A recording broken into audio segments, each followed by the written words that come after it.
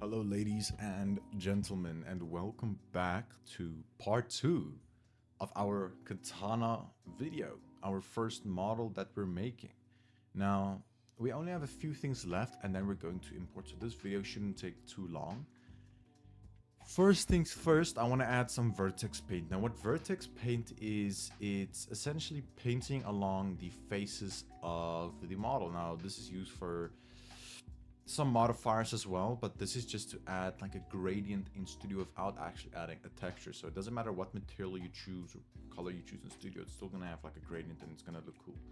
Now, what I want to do is I actually want to merge these two because they're both gonna be gold in Studio or silver or whatever color you want to make it. So select this one, shift select this one, object, get to join, so we're gonna join them together, and now they're one. Another thing we should probably do is apply all the scales and stuff, so when we import it, add modifiers and stuff, that everything works perfectly. If it's weird, like your off center, your origin's off center, or the scale isn't applied properly, some errors and stuff could occur when you're adding modifiers and stuff. But everything looks fine. I think let's apply everything that we need to apply. The mirror modifier we can keep for now. The ray modifier. Do we add vertex paint here? Yeah, we can. You know what? We do it. We'll do it. It's fine. We're going to first face view and just select the edges that you want to colorize. I think it's only going to be these, in my opinion. We're going to make it a little darker. Instead of going to edit mode, you're going to go into vertex paint. Make sure that the face select is enabled, and we'll select like a little darker color around here, I would say. We're going to click on paint and we're going to click on set vertex colors. Now if you unselect it, you'll notice it's slightly darker. I think we can go even darker than this, maybe like halfway. Now, if we were to go here in flat shade, you'll notice there's like a little edge on it. It's just to add some little break in the geometry. I like how it looks. Vertex paint, back to object mode, show everything, and then we're going to apply the array modifier. Next thing we're going to do is add some vertex paint here. So the edges I want to actually vertex paint. I think what I want to do first is just select these. Everything on this side, just like these planes, these faces here, nothing else right now.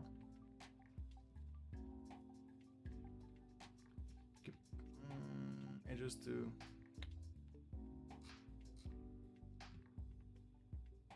Yeah, why not? We'll select this edge as well, so just alt click it, and we'll select this one, alt click it as well.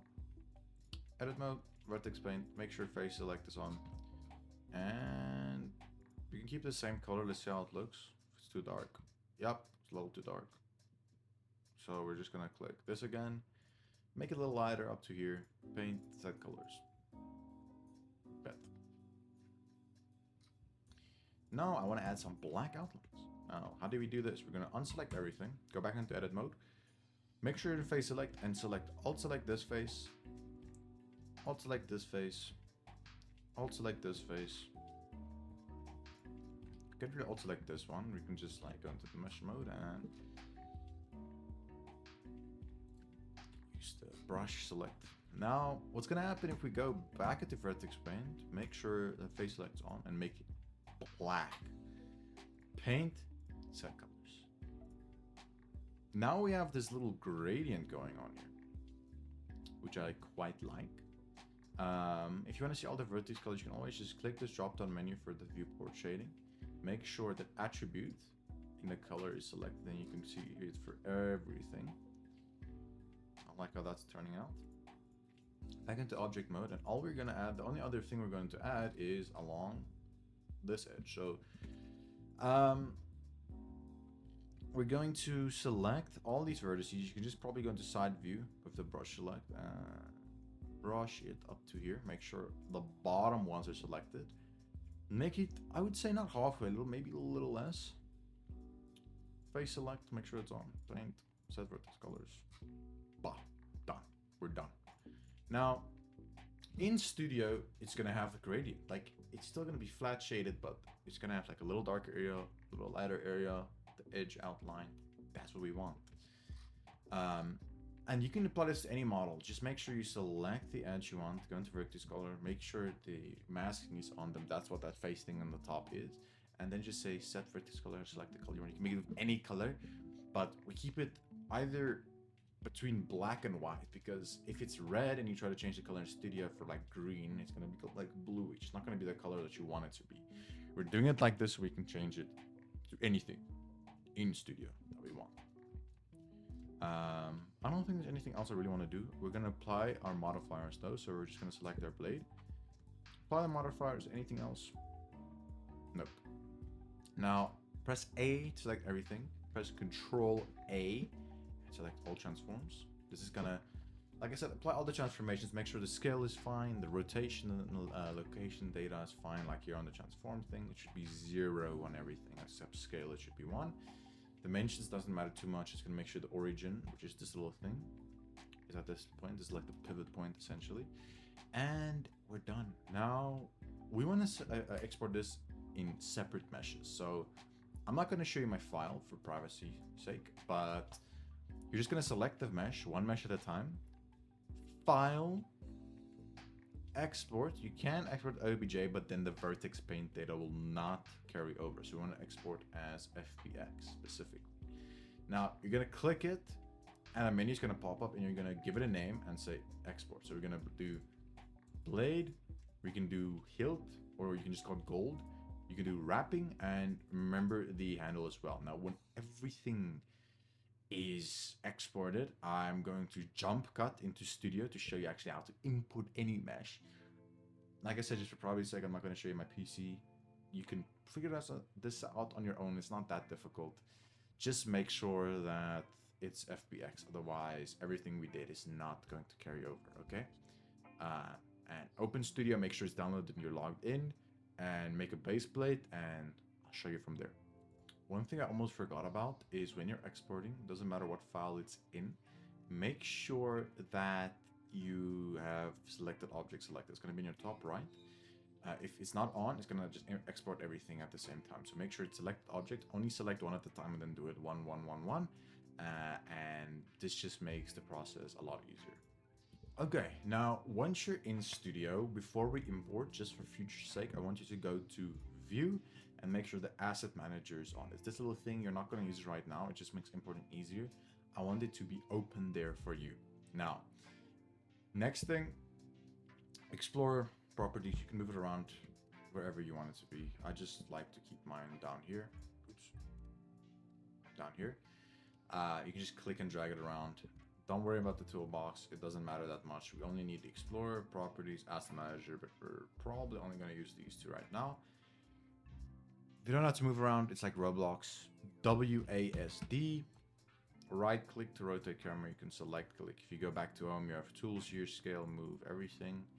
If you want to delete something, just select something, press delete on your keyboard.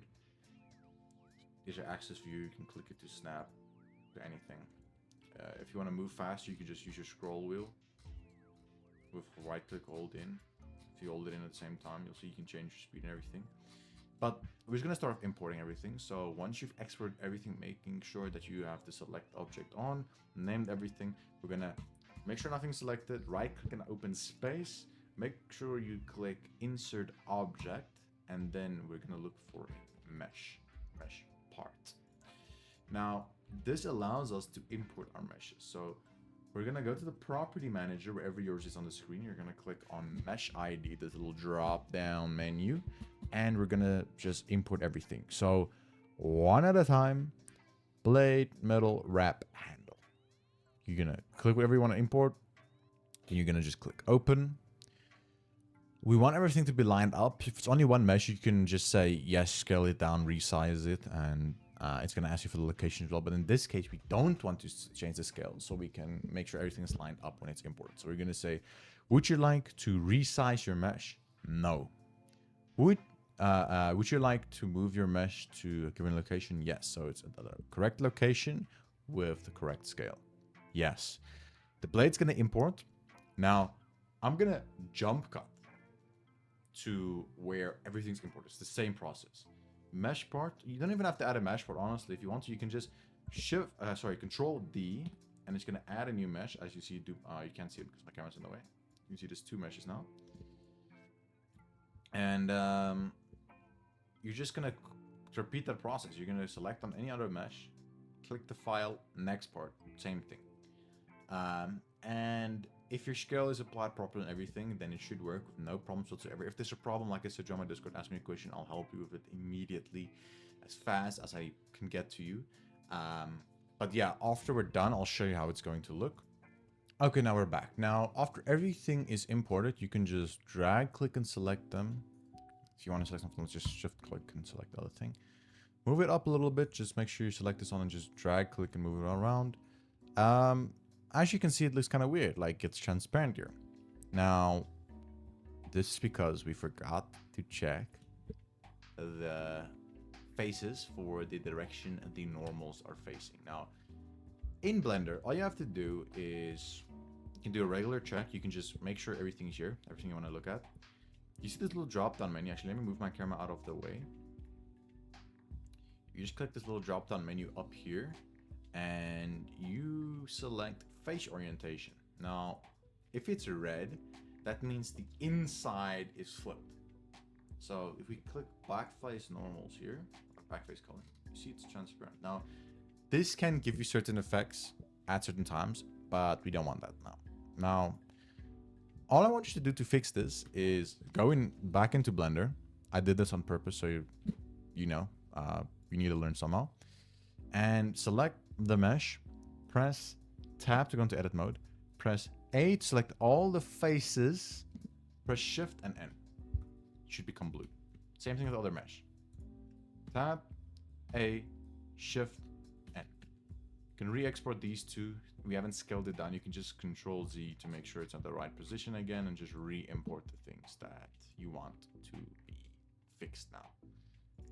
Now, for the video's sake, I'm not going to do that right now. Now, I swear I'm not a bad teacher. I don't want to give you bad habits. You could go into Studio and just say double-sided. The reason we don't do this is because it doubles the polygons that we have, which means we reduce performance by actually enabling this feature. Don't do it. Maybe in cases like this, when there's not much like topology and there's not a lot of triangles, which means you don't have to render a bunch of stuff. You go to view and wireframe, you see that's how it looks right now. Rather go into Blender and fix it like that, just for topology's sake. Try not to keep your triangles too high. We'll get in a video on what does high triangle count mean, like why is it high, what does it do, what is considered high. But for now, just go back into select all your meshes after you fixed it. Oops, scroll back out, select everything, scale, and we're gonna use these. Just go down, press F to zoom back in. So if it's like here and you want to go back to, you press F in your keyboard and Studio. Let me just put my camera back up here so everything looks fine. Perfect. Now we have our katana, but there's no coloring on it. You know, it looks kind of weird. It looks kind of small. So we're gonna get to the scaling in a sec. We're gonna add coloring to it first. Now, the material doesn't really matter what you use. I think we're gonna use mostly metal. So let's start with the blade. So we're gonna just go back to select the blade. Now we have color and material here in the home tab. We're going to go to material first and we're gonna look up metal. Mine isn't loading. Just make sure it's the normal metal one. It's gonna load up in a second. We're going to see everything. You can change the reflectiveness, the transparency and stuff. We're just gonna keep it just like this. And I think we should make it, is that too bright? Yeah, this color. So we're just gonna make it like a whitish color. You can make any color you want, doesn't matter, play around with it.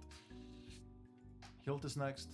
Because we already selected it, it's already there for the material. So in theory, if we just click, yep, it's adding it.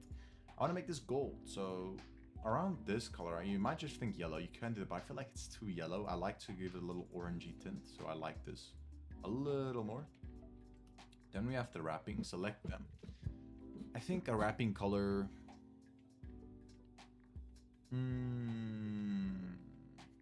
dark red maybe. And we're gonna go to material, and you can mess around with it. I don't want to make it like look too weird.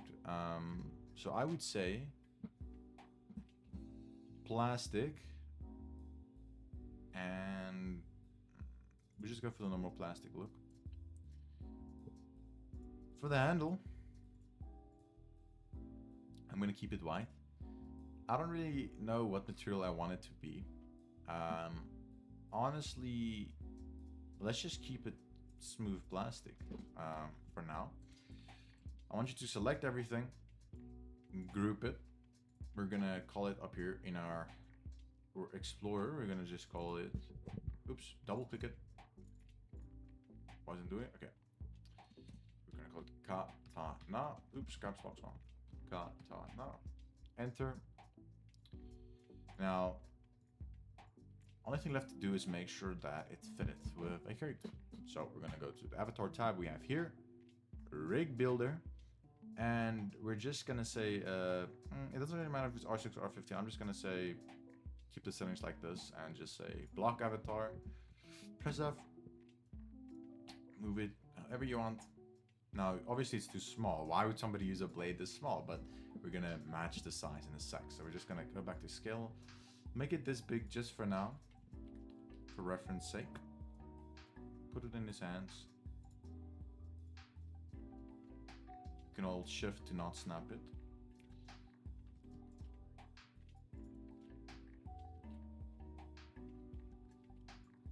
Rotate it a little bit. And there we go. First model is done. Simple katana. If you make a katana exactly like I showed you just now, or any weapon whatsoever, and you texture it properly, you can make it look like any game. Obviously, there's some things that you're gonna have to change along the way. This is a very simple blocked out one, just to get you started. But with the skills I taught you in this video, you can start practicing. Now, I wouldn't say try taking commissions yet, but you can start practicing, and that's what's most important. You can play around here in the toolbox. The toolbox is right here. Let's just say like, yeah, anime sky, I think. This one looks good. I wouldn't say to use this in games, but yeah, it's just to add some variation, some lighting. It's not going to be too much detail like I said, but we're done. That's it. So remember this video, you can rewatch it if you like.